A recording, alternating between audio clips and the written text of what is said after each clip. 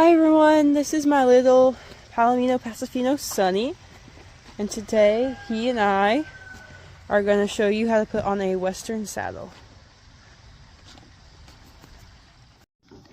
So when looking at your Western saddle, you have two basic parts. You've got your saddle, which most people know, which apparently has a lot of hair on it today, and you've got your saddle pad, which keeps the saddle from rubbing against the horse and creating burns and irritations.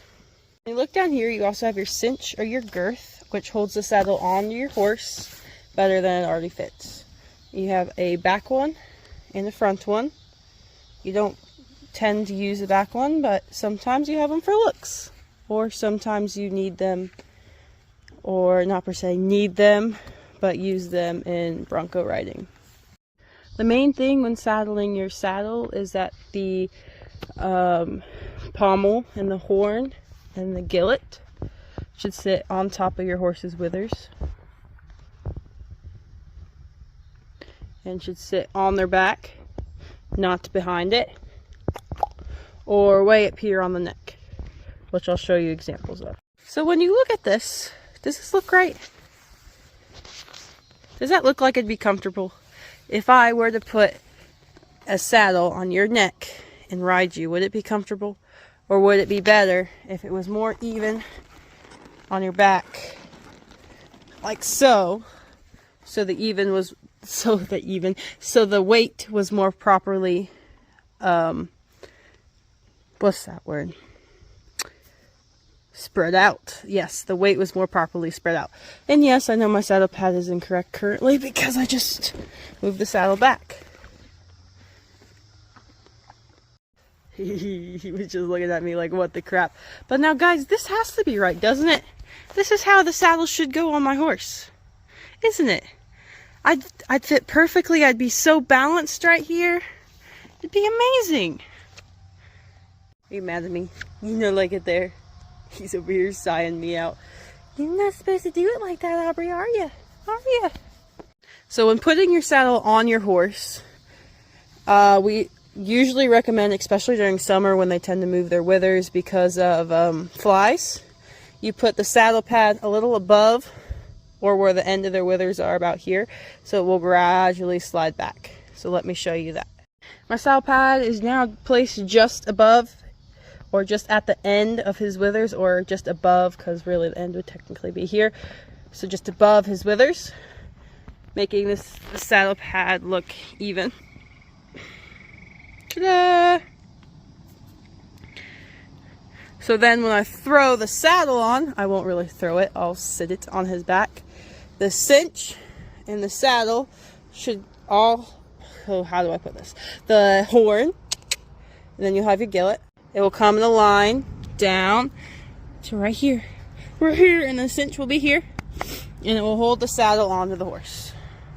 So let me show you that. So when I sit the saddle on his back, it should look something like this, already set and ready to go pretty much. Sometimes you might have to adjust it and move it forward, move it backwards, but theoretically it should go on just about right first try. After you got the saddle where you want it, and you've got the cinch or girth lined up correctly, which will be just after his little legs, then you can move your stirrup and your fender up, and you can get your latigo.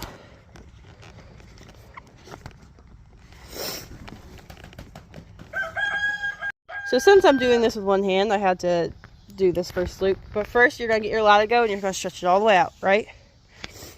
Hi, hello. And you're going to run it through your first loop, if you have them like this, or you'll just run it through the whole thing. But I've got one that has two little spinny things, you know. And then you're going to come up with your latigo, and you're going to run it through your top D-ring a second time, looping its way back through this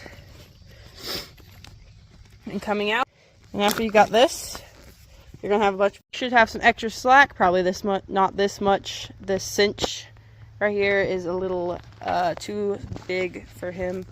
And next, you're going to take this through and then behind the D-ring and come towards the front of your horse. Say hi. Hello.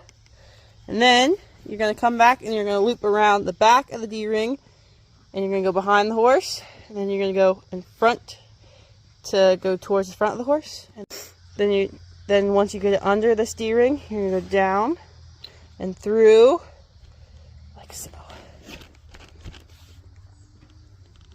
And then to tighten it, I usually take this one and the back one, this piece of leather and the back piece of leather, and I pull it up.